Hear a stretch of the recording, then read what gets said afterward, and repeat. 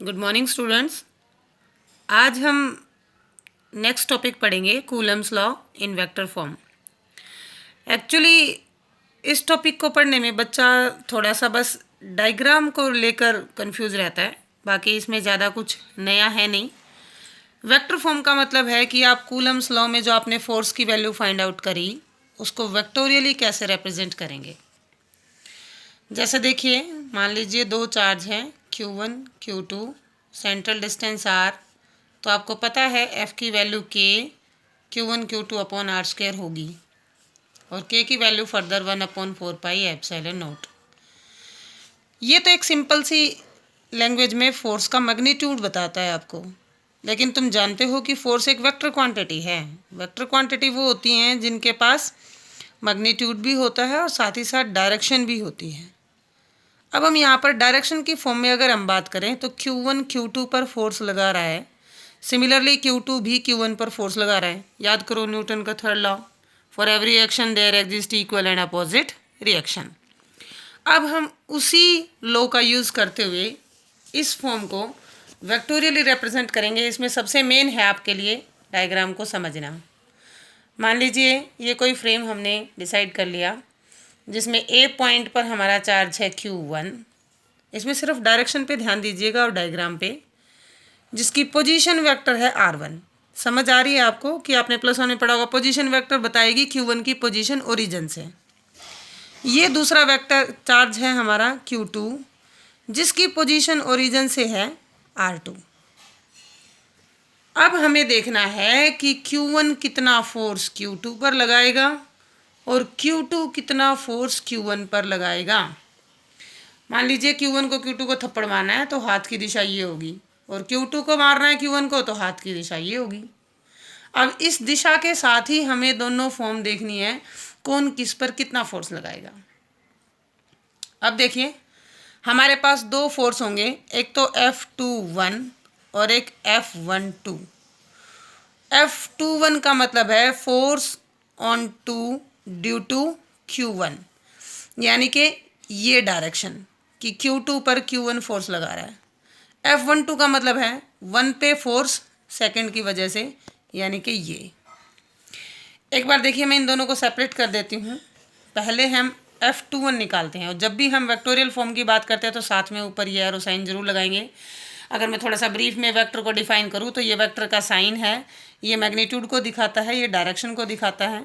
Mathematically किसी भी vector A को हम लिखेंगे उसका मैग्नीट्यूड और साथ में उसकी डायरेक्शन। डायरेक्शन के लिए हम ये ऊपर का हिस्सा, ये कैप उठा के इसके ऊपर रख देते हैं।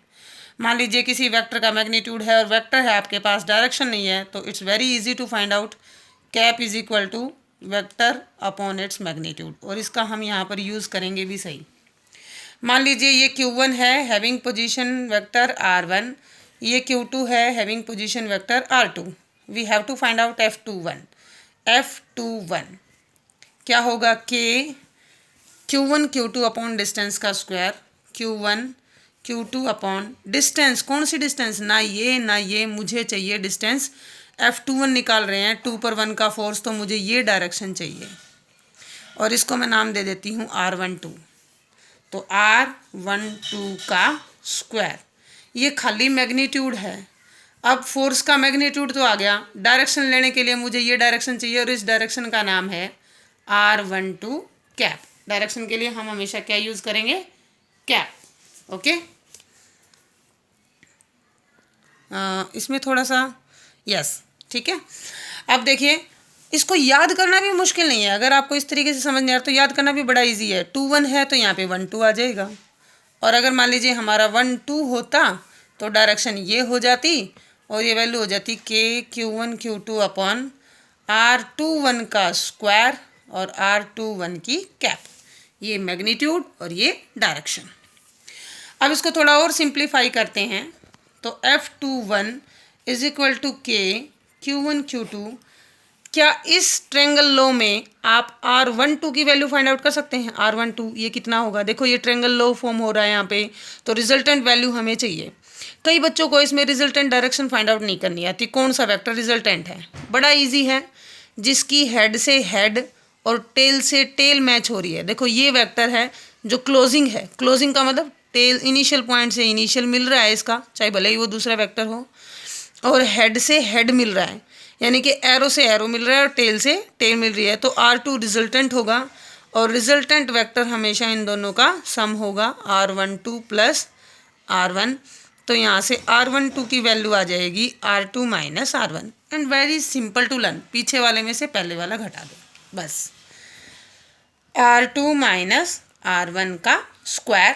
अब इस कैप का प्रॉब्लम और सॉर्ट आउट करना है। कैप किसके बराबर होती है? वेक्टर को उसके मोड से डिवाइड कर दो, यानी कि वेक्टर हमारा R12 है, इसका मोड होगा R12, डिवाइड कर दिया तो कुल मिला के ये वैल्यू आ गई K Q1 Q2। R12 को मैं क्या लिख सकती हूँ यहाँ से? R2 माइनस R1 और नीचे स्क्वायर ये और एक पावर यहाँ से आ जाएगी, तो ये बन जाएगा क्यूब। देखो थोड़ा सा कॉम्प्लिकेटेड लगा होगा, लेकिन इसको लर्न करना बड़ा ही आसान है। 2 1 में 1 2 1 2, फिर 2 में से 1 सब्ट्रैक्ट कर दो, 2 में से 1 सब्ट्रैक्ट कर दो, 2 में से 1 को सब्ट्रैक्ट कर दिया। देखो इसी के हिसाब से सिमिलरली करके हम F21 निकालेंगे। K Q1 Q2 यहाँ पे आ जाएगा, 2 की जगह 1 और 1 की जगह 2, R1 माइनस R2 और नीचे आ जाएगा R1 माइनस R2 का क्यूब। आप इस मेथड से R21 निकाल सकते हैं। मैं डायग्राम एक बार आपको एक्सप्लेन कर दूं। Q1 Q2 position vector R1 position vector R2। अब मुझे डायरेक्शन चाहिए, 1 पे फोर्स चाहिए, F12 निकाल रहे हैं, 1 पे फोर्स 2 की वजह से, तो डायरेक्शन ये रहेगी और इसका नाम होगा R21। इसमें रिजल्टेंट कौन होगा? ये, क्योंकि हेड से हेड और टेल से टेल मैच कर रही है। और सिमिलरली आप इसको इस तरीके से डिराइव कर सकते हैं। अब इन दोनों को कंपेयर कीजिए। K है, Q1 है, Q2 है, नीचे मोड का क्यूब है। मोड में कोई भी वैल्यू नेगेटिव हो वो पॉजिटिव हो जाती है, तो ये दोनों आपस में सिमिलर हैं।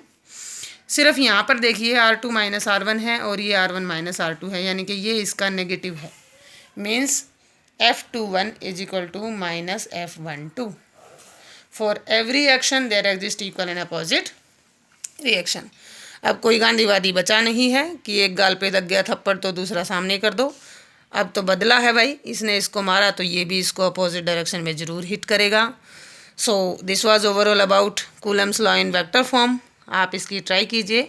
वैसे इतना खास इंपॉर्टेंट टॉपिक ये है नहीं, लेकिन कंसेप्ट को समझने के लिए आपके लिए ज़रूरी था। थैंक्स फॉर वॉचिंग, और वीडियोज़ को लाइक, सब्सक्राइब और शेयर करना ना भूलें। Thank you.